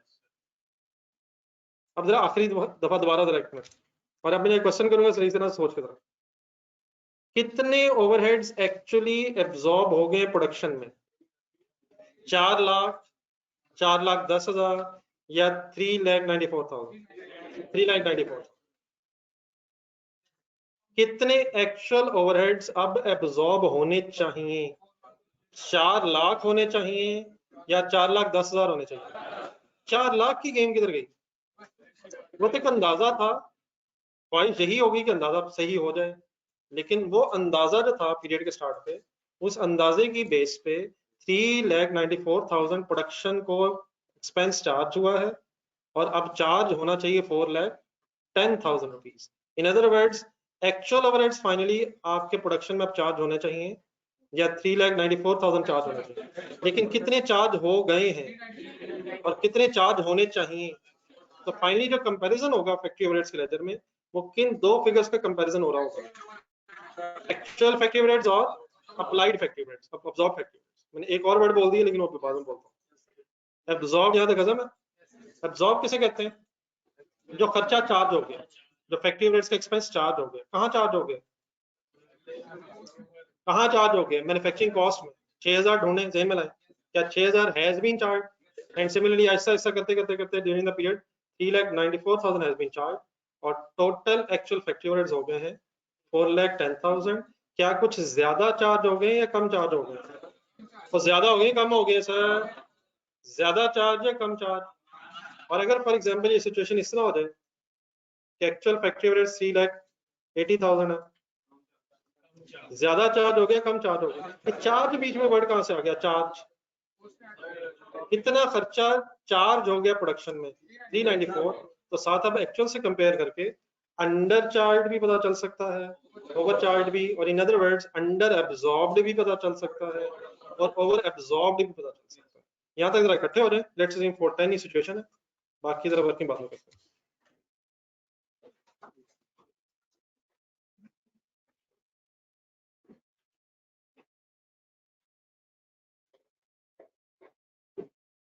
जी ऑनलाइन स्टूडेंट्स प्लीज साथ।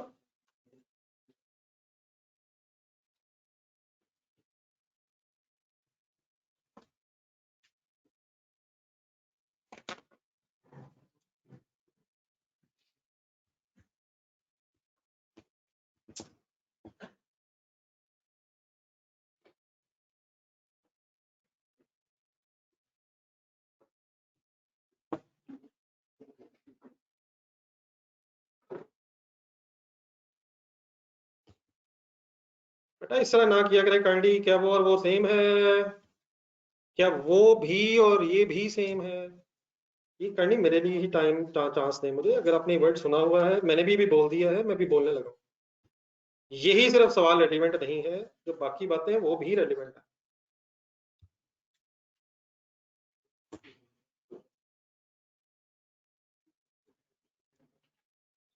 What is the double entry of absorbed factory overheads? Work in process debit, factory overheads credit. What is the double entry of actual factory overheads transferred to factory overheads? Factory overheads debit, factory expenses credit. अब अपने जहन में जरा एक factory overhead का laser बना लें, actual किधर नजर आया करेंगे और अब्सॉर्ब किधर नजर आया करेंगे। इसको बैलेंस करने से पहले और इसका बैलेंस करके क्या करना है, एक लाइन और लिखना है, अब्सॉर्ब्ड फैक्ट्री ओवरहेड्स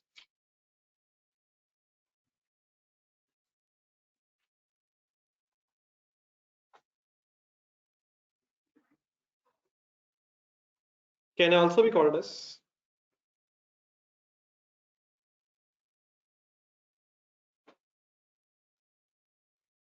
charged और अप्लाइड फैक्ट्री ओवरहेड्स। असल में वर्ड बुक में वर्ड डिफरेंट और भी नजर आएंगे।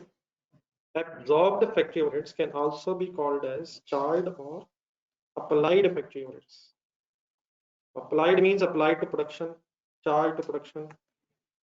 ये तीन वर्ड्स इंटरचेंजेबली यूज हो जाते हैं, एब्जॉर्ब्ड, चार्ज या अप्लाइड फैक्ट्री ओवरहेड्स। सबसे वैसे अच्छा लफ्ज कॉन्सेप्ट क्लियर करने के लिए चार्ज है। क्या मतलब चार्ज, जो खर्चा चार्ज हो गया, कहाँ चार्ज हो गया, प्रोडक्शन के खर्चे में चार्ज हो गया, लेकिन alternatively can also be called as absorbed or applied. What is the double entry of factory overhead? Is absorbed, charged or applied. Entry वही है। अगर मैं आपके सामने कभी कहूँ अप्लाइड फैक्ट्री ओवरहेड्स की एंट्री बताएं, चार्ज फैक्ट्री ओवरहेड्स की एंट्री बताएं, अब्सॉर्ब्ड फैक्ट्री ओवरहेड्स की एंट्री बताएं, तो आई मीन्स टू से same thing, different words use हो सकते हैं। What is the double entry of actual factory overheads?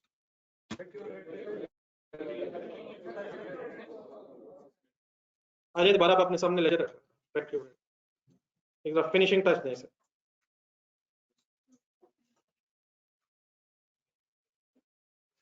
Ji sir, factory overheads, ये सब प्लीज साथ।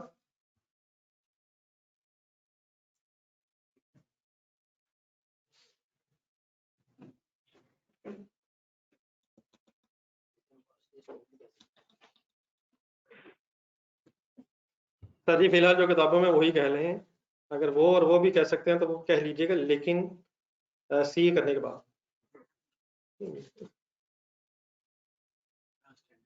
नहीं ठीक है, मतलब हो सकता है वर्ड और हो सकता है, लेकिन बहरहाल आप किताब में यार वही नहीं। ठीक है, मैंने तो कुछ नहीं कहा, मैंने नहीं कहा, लेकिन मैंने रोका है वहां तक। जी सर जी, लेजर फैक्ट्री ओवरहेड्स का क्या, ये लेजर फैक्ट्री ओवरहेड्स का फैक्ट्री एक्सपेंसेस का लेजर है? क्या इसमें कोई सीडी होगा जो नेक्स्ट ईयर ब्रॉड डाउन बन जाएगा? ये फॉर द ईयर का ledger, for the year expense का लेजर। क्या इसे बैलेंस होना चाहिए? लेकिन है नहीं है। बैलेंस ना होने की वजह एक्चुअल इस वक्त ज्यादा है। कंसंट्रेट करना फुल आसान सी बात है, पता आपको शायद है। एक्चुअल ज्यादा है, देयरफॉर ये अंडर अब्सॉर्ब्ड है या ओवर अब्सॉर्ब्ड है? ये अंडर अप्लाइड है या ओवर अप्लाइड है? ये अंडर चार्ज है। क्या खर्चा कम चार्ज हुआ है? अगर इस लेजर को अब बैलेंस किया जाए तो कैलकुलेटर पकड़ने वाला डिफरेंस कितना और किधर आएगा? कितना किधर आएगा? इधर आएगा। 16,000 क्रेडिट साइड पे है, debit balance.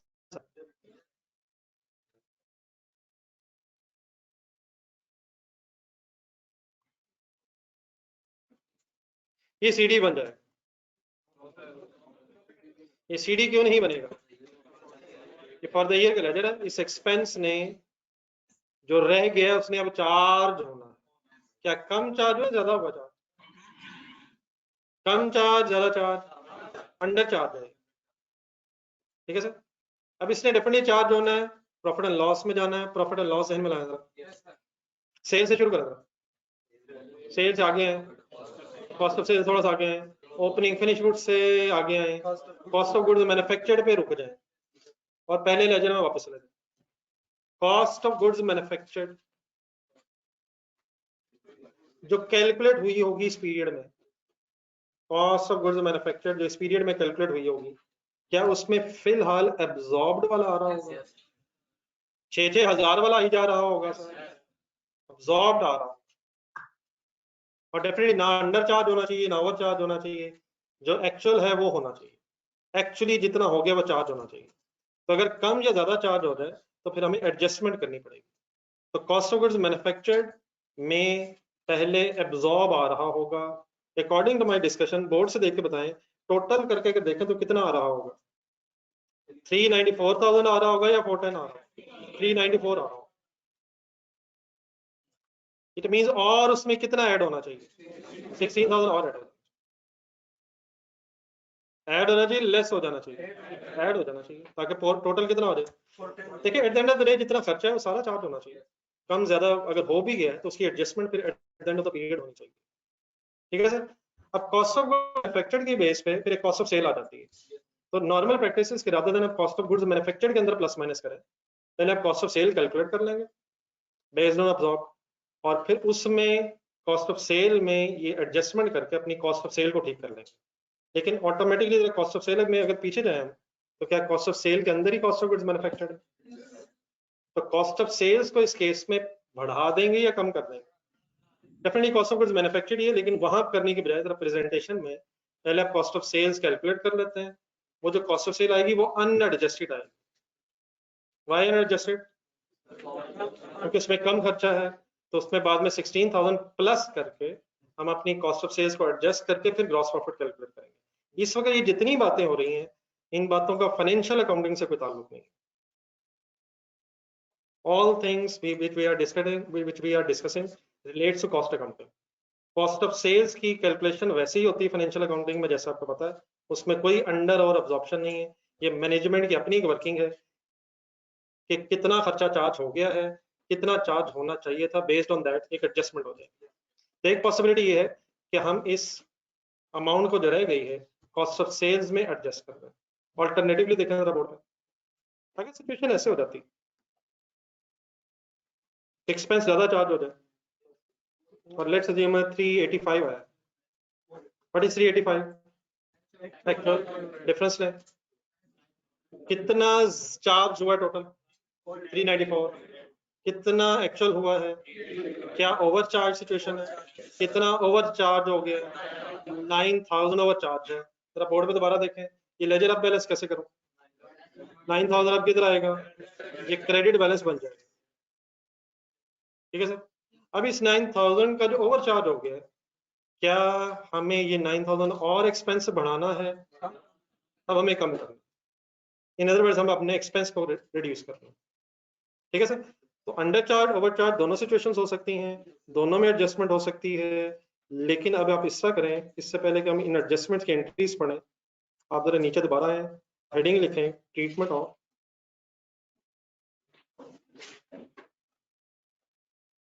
Under over under slash over absorbed factory average.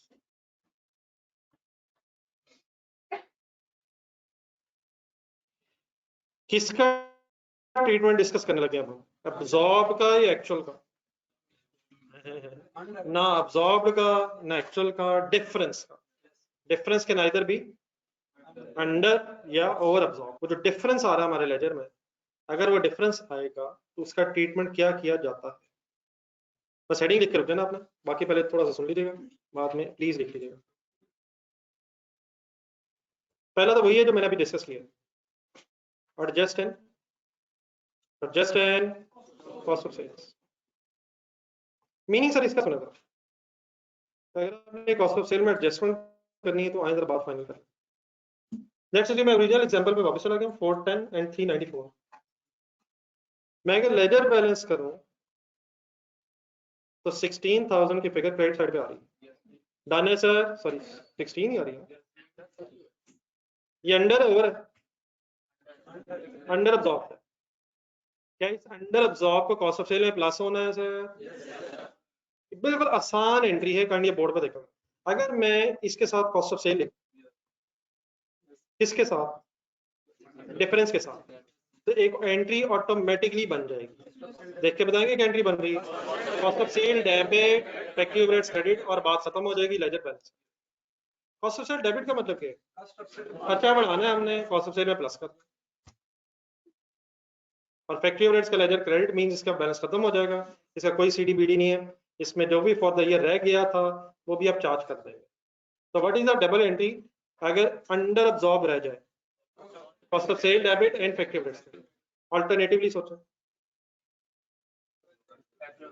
नहीं एक सेकंड मैं असल में कहना क्या चाह रहा हूँ, अब इस केस में अगर मैं वर्किंग रहूँ तो मेरा ख्याल 9000 डिफरेंस 9000 है। अब ये ओवर अब्जॉर्ब्ड है, ओवर अब्जॉर्ब्ड अगर है तो कॉस्ट ऑफ सेल्स ने कम मींस क्रेडिट होना है। वंस अगेन हमारा मसला हल हो जाएगा, कॉस्ट ऑफ सेल वर्ड लिख के डबल एंट्री बोले factory overhead debit cost of sales. तो हमें शायद ये भी सोचने की जरूरत नहीं है कि डबल एंट्री क्या बनानी है, हमने सिंपली क्या करना है, हम लेजर बनाया करेंगे, उसको बैलेंस कर दिया करेंगे जिस तरफ उसकी बैलेंसिंग फिगर आ रही है, और उसके साथ अगर हमें पता चले कि क्वेश्चन में कॉस्ट ऑफ सेल्स में एडजस्टमेंट करनी है तो कॉस्ट ऑफ सेल लिख लिया करेंगे, चाहे डेबिट साइड पे डिफरेंस आ रहा हो या क्रेडिट साइड पे आ रहा हो, ऑटोमेटिकली क्या एंट्री बन जाएगी। सर क्या बन रही है इस केस में बन सकेंगे, आप जरा एक मिनट बाद में फाइनल कीजिएगा, आप जरा एक सेकंड नीचे आए जरा। अगर मैं आपसे कहूं कि एडजस्टिंग कॉस्ट ऑफ सेल्स में ओवर एब्जॉर्ब की एंट्री बता तो बता देंगे, अंडर एब्जॉर्ब की बता दें तो बता देंगे। पहले जरा ऊपर 16,000 जो था ओवर था या अंडर था, अंडर एब्जॉर्ब की क्या एंट्री बनी, तो ये दो लिख लें जरा, अंडर एब्जॉर्ब, और सेंटर में एक लाइन रख लीजिएगा, राइट साइड पे कंपैरिजन करना। अंडर एब्जॉर्ब फैक्ट्री ओवरहेड्स की एंट्री बन जाएगी cost of sales debit and factory overheads credit.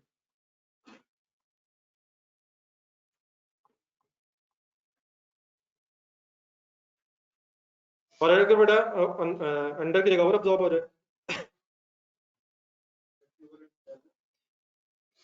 Over absorb अपने जहन में एक लेजर खोलें जरा फैक्ट्री ओवरहेड्स का,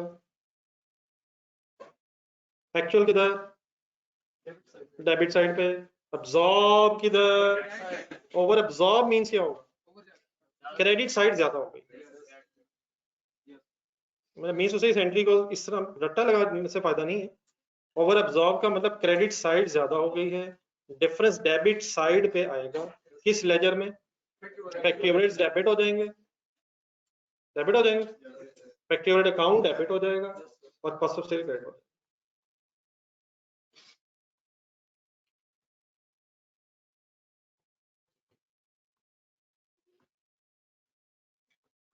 नहीं पे नहीं हुआ, एंट्री लिख लें और वापस अपनी लेजर में जाए। आपने 410 ही लिखा हुआ लेजर में, 410 लिखा, 410 की बेस पर फाइनल करना पड़ेगा अपना लेजर। अगर 410 एक्चुअल लिखा तो उसकी बेस पे ही फाइनल करके एक दफा फिर एंट्री बोल दें।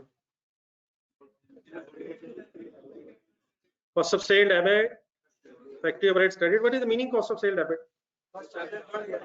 बढ़ा क्यों रहे हैं? अंडर चार सिचुएशन है हमारे लेजर में, 410 394, 410 394। एक नजर देख लें, एंट्रीज के साथ लिंक कर लें, कोई कंफ्यूजन यहाँ तक? ये जो डिफरेंस है ये तो फॉर द पीरियड है जी जी, इसलिए फॉर द पीरियड में एडजस्ट हो जाएगा। ये जो फर्स्ट सिनेरियो में ये क्या करेंगे, ये जो यहाँ पे जो एब्जॉर्ब फैक्ट्री ओवरहेड 6 नहीं सर जी, वो 6000 जो थे एब्जॉर्ब फैक्ट्री ओवरहेड्स वो कॉस्ट ऑफ गुड्स मैन्युफैक्चर में पहुंचे हुए हैं। नहीं सर, इसका एक्चुअल हम नहीं फाइंड आउट कर सकते। इसका अगर हमें एक्चुअल फाइंड आउट करना था फिर तो हमारी जो डेप्रिसिएशन है वो भी ऑर्डर वाइज होनी चाहिए, बिल भी ऑर्डर वाइज होने चाहिए। वो एक्चुअल अगर हम कर सकते होते तो हम इतना लंबा प्रोसीजर क्यों अडॉप्ट करते? वो हमारे लिए प्रैक्टिकली पॉसिबल नहीं है कि हम ऑर्डर वाइज बिजली का bill, order wise rent, order wise depreciation, order wise insurance calculate कर सकें। इसलिए हमने मजबूरन क्या किया है, मजबूरन हमने एक एस्टिमेटेड बेसिस पे कर लिया है। लेकिन डेफिनेटली जो एस्टिमेटेड बेसिस पे हो गया और एक्चुअल में फर्क है उसको फिर हम बस एंड में एडजस्ट कर सकेंगे। ये सारी एडजस्टमेंट्स किस वक्त हुई हैं? एक जरा काम और कर लीजिएगा, मेरे ख्याल स्पेसिफाई करना, ये जहाँ लेजर आपने बनाया ना, वापस आए जरा फैक्ट्री ओवरहेड्स का, इसके ऊपर लिखे at the end of the period.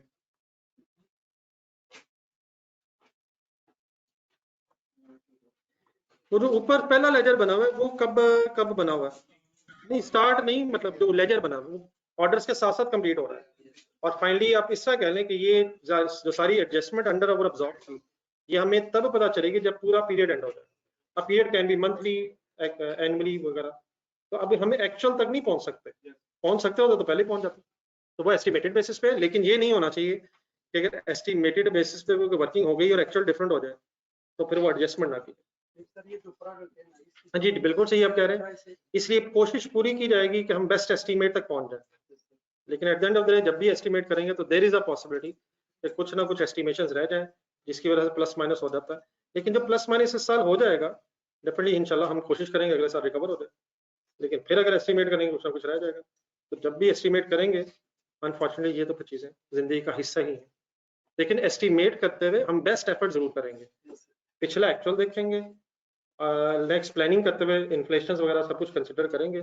Even then अगर कुछ हो जाए तो दुनिया यकीनन रब चला रहा है, मतलब एक्चुअल कुछ और हो जाएगा। Any other confusion?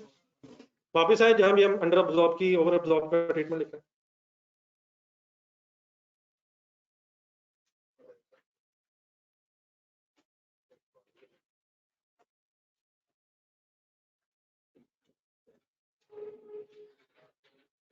जी बड़ा शराज जो आपने क्वेश्चन किया है, ये आपका क्वेश्चन ये रिफ्लेक्ट कर रहा है कि हम जान छुड़ाना चाहते हैं। उसको बेटा जान छुड़ाने की बिल्कुल जरूरत नहीं है। आए और पढ़ते हैं। एडजस्ट इन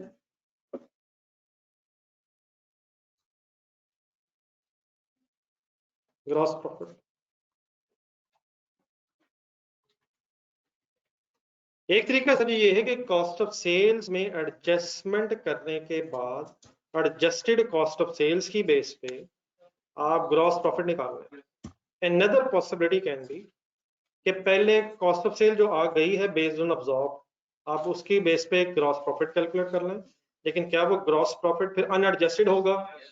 फिर एक दफा ग्रॉस प्रॉफिट में एडजस्टमेंट कहाँ की बजाय कहाँ कर लें?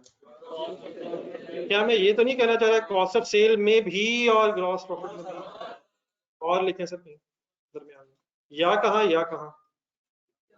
या कॉस्ट ऑफ सेल में एडजस्टमेंट कर लें और सही ग्रॉस प्रॉफिट तक आ जाए, या पहले ग्रॉस प्रॉफिट अनएडजस्टेड निकाल लें फिर उसमें प्लस माइनस करके वर्किंग कर लें। क्या उसमें भी एडजस्टमेंट की जा सकती है? अब बेटा ये भी बिल्कुल आसान तरीका है, इसमें भी कोई ऐसे रट्टा लगाने की जरूरत नहीं है। दोबारा बोर्ड पे देखें, इफेक्टिव रेट्स का लेजर आपके सामने मैंने किया 410 और 394 आपके सामने। बताएं ओवर अब्जॉर्ब है अंडर अब्जॉर्ब? Under absorb. क्या खर्चा बढ़ाना है? क्या मैं कह सकता हूँ इन अदर वर्ड्स प्रॉफिट कम करना है? तो या तो कॉस्ट ऑफ सेल्स को डेबिट करके खर्चा बढ़ा लें, या या या कॉस्ट ऑफ सेल बढ़नी है तो कॉस्ट ऑफ सेल डेबिट होनी है। लेकिन क्या एक्सपेंस बढ़ने का मतलब प्रॉफिट नहीं कम होना है? तो प्रॉफिट कम होने का मतलब डेबिट है। तब एक सेकंड बोर्ड पे देखेंगे। वंस अगेन आपने कुछ भी नहीं सोचना सिवाय इसके कि लेजर बैलेंस करना। बैलेंसिंग फिगर मेरी सही जगह, डिसीजन ये लेना हुआ करेगा क्वेश्चन देख के कि कॉस्ट ऑफ सेल में एडजस्टमेंट एग्जामिनर रिक्वायर कर रहा है या ग्रॉस प्रॉफिट।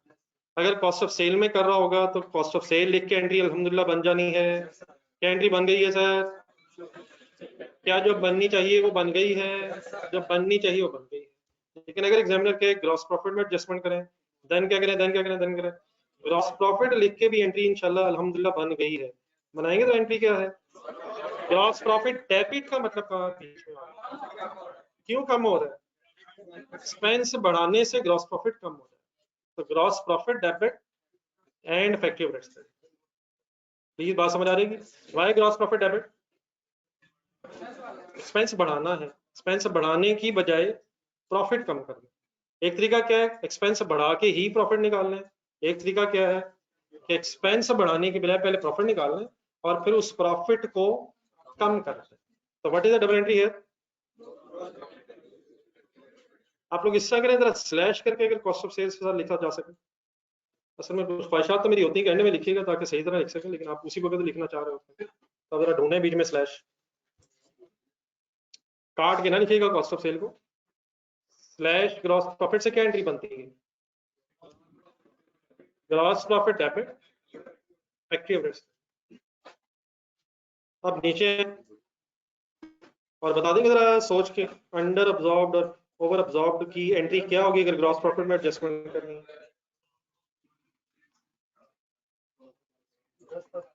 ये करें, आप खुद से करें। अंडर अब्जॉर्ब और ओवर अब्जॉर्ब की इस रिवाइज सिचुएशन में एंट्री क्या होगी? सर जी इस तरह ना करें यार, काइंडली कल से अपने इकट्ठे नहीं बैठना। फिलहाल भी 5 मिनट है, नहीं इतना भी फासला कम है। इधर आना, एक भाई की जगह ये है, एक की वो है। कोई एक जल्दी से उठे जो नजदीक उठे। अलग अलग प्लीज बैठना, पूरा मोहल्ला भी और मैं भी नहीं, उधर नजदीक नहीं। और वहां नहीं दोस्ती नहीं करनी काइंडली प्लीज यार, कंसंट्रेट करें। क्या हो गया? मैंने कब कहा है वो नहीं होना, लेकिन अल्हम्दुलिल्लाह वही हो रहा है। एंट्रीज है अंडर अब्जॉर्ब अगर जीपी में एडजस्टमेंट करनी है। यार मत की होगी, हाँ ठीक है वही होना। Gross profit debit, what is the meaning gross profit debit? क्यों कम हो रहा है? क्यों कम हो रहा है? क्यों कम हो रहा है? अंडर अब्जॉर्ब का मीनिंग क्या है? कम चार्ज हुआ था, बढ़ाना है। एक्सपेंस बढ़ाने का मतलब प्रॉफिट कम हो जाएगा, प्रॉफिट डेबिट हो गया कम। ऑल्टरनेटिवली बताएं जी, अगर अंडर सॉरी ओवर अब्जॉर्ब अगर हो जाए। लेकिन बारह इन एंट्रीज को रट्टा लगाने की जरूरत नहीं है। इन एंट्रीज का सिंपली आपने क्या करना, लेजर बनाना है। मेरी तरह देख के बता दें, लेजर की डेबिट साइड पे क्या आना है? एक्चुअल इफेक्टिव रेट से आना है। क्रेडिट साइड पे सही वर्ड बोलेगा, जॉब नहीं आना है। लेजर आपने बैलेंस कर लेना है, क्वेश्चन में ढूंढना है एडजस्टमेंट कहाँ करनी है। जो भी एडजस्टमेंट जहां भी करनी है कॉस्ट ऑफ सेल या ग्रॉस प्रॉफिट, वो आपने लिख देनी है। एंट्री आपका इंतजार कर रही होगी, वो आपने बोल देनी है।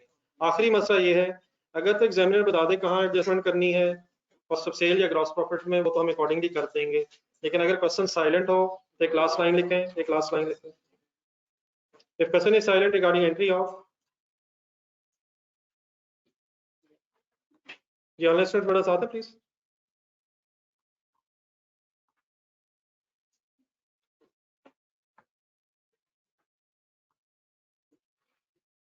If question is silent regarding entry of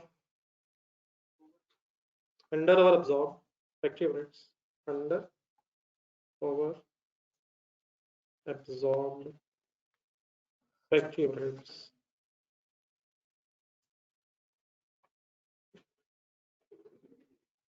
Then adjust in cost of sales. By default cost of sales में ही adjustment है, unless examiner कुछ alternatively कह दे. If question is silent regarding entry of under or absorbed factory overheads, then adjust in cost of sales.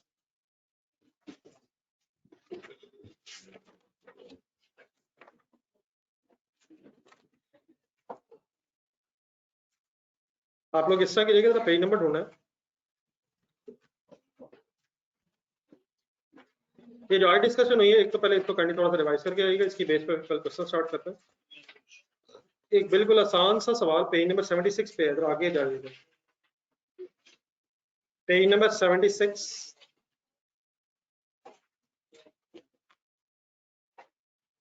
Page number 76, इस पे example 1 2 3 4 5 6 लिखी हुई. तो ये इधर होमवर्क रखना है, ये जो हॉर्न बेल सुपर ऊपर है, सारी करने में अगर आपके 15 मिनट से ज्यादा लगे तो लगा लीजिएगा, नहीं लगा लीजिएगा प्लीज. एक एबनॉर्मल गेन, एबनॉर्मल लॉस, इसमें इसका लिंक नहीं है जो आज पढ़ा हमने. ये आप जरा वो पिछली जो बातें हैं जरा उसको थोड़ा सा और रिवाइज करके आइएगा, कल यहीं से डिस्कशन चला के स्टार्ट करेंगे. पहले सबसे पहले ये रख लीजिएगा, एक नजर पहले इसको पढ़ लीजिएगा. अल्लाह हाफिज़. जर्नलिस्ट बट आपका तो नहीं कोई क्वेश्चन है?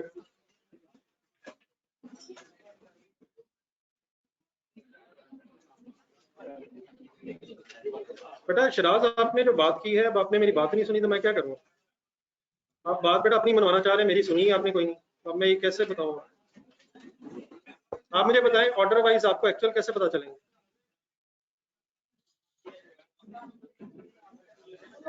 आपने बताया ऑर्डर वाइज आप बिजली का बिल कैसे लाएंगे?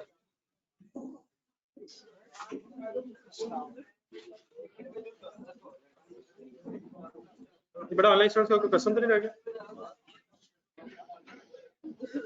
अगर आपने एंड पे आके कॉस्टिंग करनी है तो आपको कैसे पता चलेगा कि हर इंडिविजुअल प्रोडक्ट का प्रॉफिट कितना हुआ है जिस वक्त आप बेच रहे होंगे?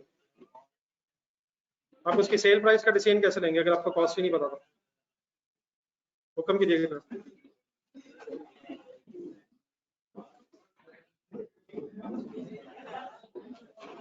अल्लाह हाफिज़.